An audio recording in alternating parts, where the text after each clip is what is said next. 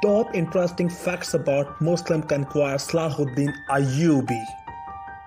History can rarely boast of a ruler who fought countless battles with minimal bloodshed. That is why those who won more with kindness than with the sword are real gems, and Salahuddin is one of them. An-Nasir Salahuddin Yusuf ibn Ayyub, known as Salahuddin 1138-1193, was the great Muslim ruler in the Middle East and the first Muslim ruler to hold the title of Custodian of the Two Holy Mosques. His empire included Egypt, Syria, Upper Mesopotamia, Yemen, and some parts of North Africa. Today we hear many interesting stories of leadership, kindness, and military capabilities of his unusual warrior. He famously said, "I warn you against shedding blood, indulging in it, and make a habit of it, for blood never sleeps." A man without a home, Salahuddin was born on the very night and his family left Tikrit, Iraq forever. It is unknown where he lived as a child, but he spent part of his youth in the most beautiful Syrian city, Damascus. He remained in love with this city for his entire life. Before ending up in Egypt, Salahuddin was a traveler. He visited many countries and lived there for a short period of time, but did not pick any single place that he called home. It's hard to tell which place should be called his actual home. The fairest would be to say that his home was the entire Middle East.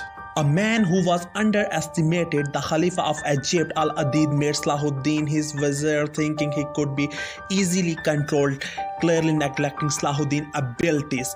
This was a defining moment in his life. Using his position, young Salahuddin executed Egyptians who he found out to be traitors. Al-Adid underestimated Salahuddin's influence in Cairo, and that made him the last ruler of Fatimid dynasty. Salahuddin took over Egypt and became the first ruler of Ayyubi Sultanate.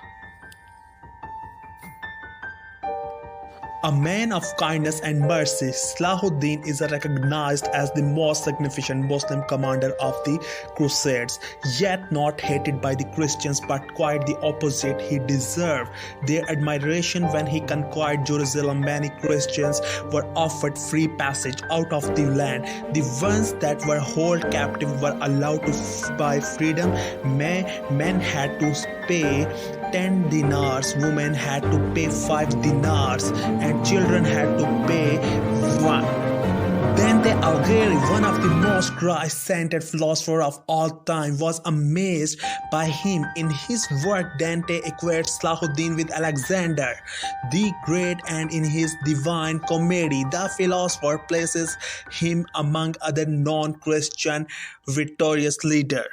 A man who respected his enemies. Salahuddin and the King of England, Richard the Lionheart, were enemies in the Third Crusade. Both were so passionate that the whole war seemed to be a personal duel between the two great leaders. One of the most exciting stories is when Richard lost his horse, and Salahuddin sent him 2 of his horses because he was not interested in winning the unequal battle.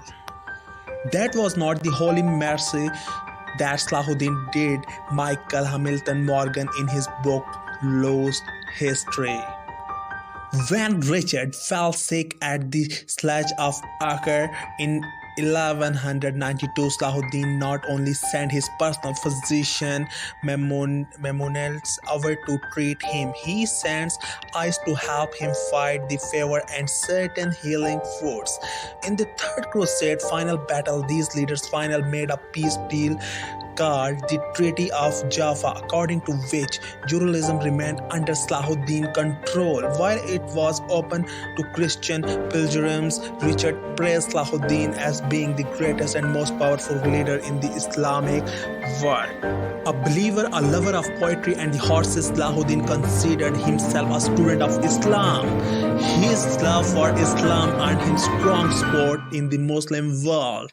He was able to unite more most of the Muslim kingdoms under his leadership.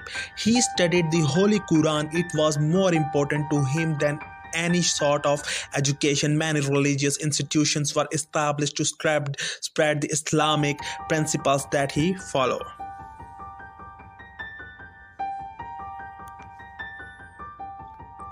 This warrior of a tender heart was a passionate lover of poetry, and his favorite book was Hamasa.